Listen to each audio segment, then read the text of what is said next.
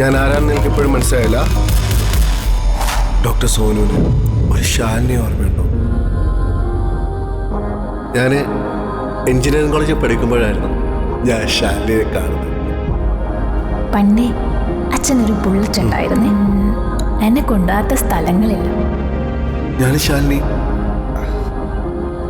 ഞങ്ങൾ 1000 സ്വപ്നങ്ങൾ കണ്ടിരുന്നു.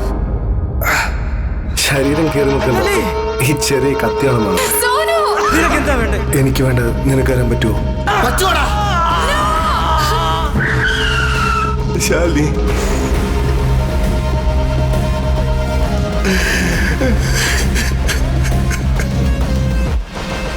അപ്പൊ നീയാണല്ലേ ശാലിനിയെ കൊന്നത്?